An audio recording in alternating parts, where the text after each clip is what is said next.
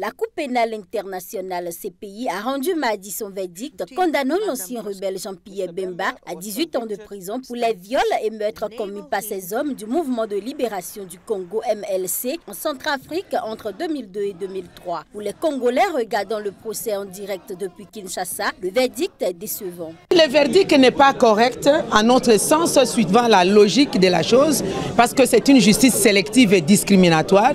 Nous sommes déçus par le fait que la justice juste n'est pas administrée à la CPI.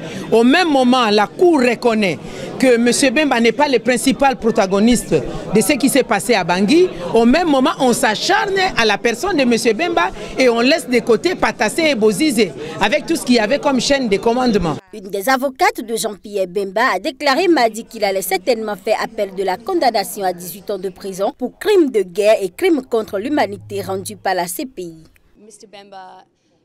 Monsieur Bemba veut démontrer en appel qu'il n'était pas le chef des troupes du mouvement pour la libération du Congo qui sont allés en République centrafricaine en 2002. La condamnation d'aujourd'hui n'est donc en rien la fin de la route pour Monsieur Bemba. Cela signifie juste que nous entrons maintenant dans la prochaine étape des procédures, ce qui signifie l'appel.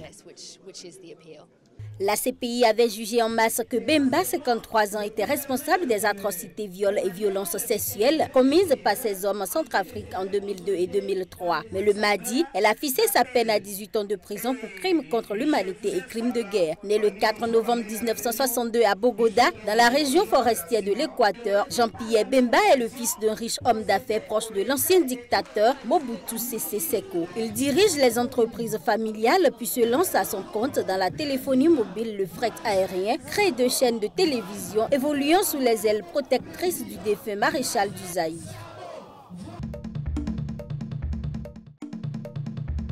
Le gouvernement centrafricain et la MINUSCA annoncent des mesures de fermeté suite à une prise d'otages et des affrontements de lundi à Bangui et dans 2 villes de province du pays.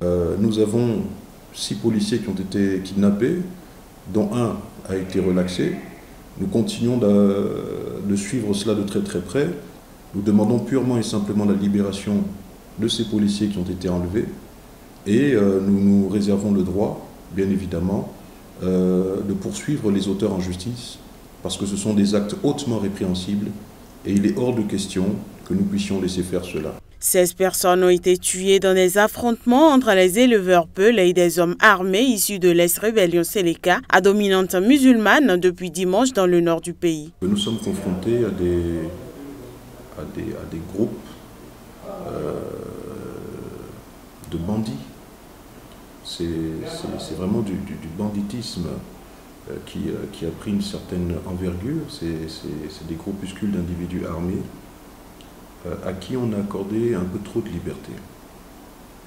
Je rappelle que ces groupes se sont implantés, se sont formés, structurés et organisés durant toute la période de la transition.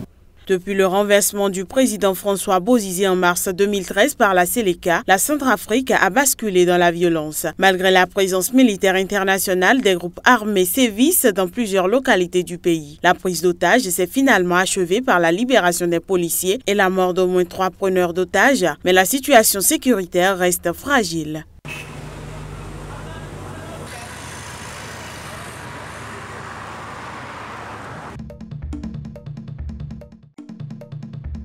Des violences ont éclaté lundi à Pretoria suite à la désignation d'un candidat de l'ANC parti au pouvoir pour les municipales prévues le 3 août prochain. On déplore une vingtaine de véhicules calcinés et un mort lorsque des habitants mécontents du choix opéré sont descendus dans les rues, incendiant des pneus et bloquant la circulation à l'aide de pierres. Il s'agit de la capitale et nous n'allons pas laisser des anarchistes, des hooligans et des gangsters détourner ce qui est une source d'inquiétude pour les communautés, la détourner et la transformer en zone d'anarchie. La police a procédé à plusieurs arrestations et ouvert une enquête pour meurtre et destruction de biens. Le ministre de la Sécurité, David Malobo, a confirmé la mort d'une personne. Selon les médias locaux, il s'agit d'un partisan de l'ANC mortellement blessé par balle dimanche à Pretoria. La ministre de la Défense a promis un renforcement de la sécurité, notamment à Tchouané, épicentre de la violence. Donc la destruction des infrastructures n'est pas acceptable et ne peut être acceptée. Les agents d'application de la loi vont être en alerte 24 heures sur 24 jusqu'à ce que le calme soit revenu. Des violences similaires à celles de Tchouané ont éclaté début juin à Durban, la capitale de la province du KwaZulu-Natal, d'où est originaire le président Zuma.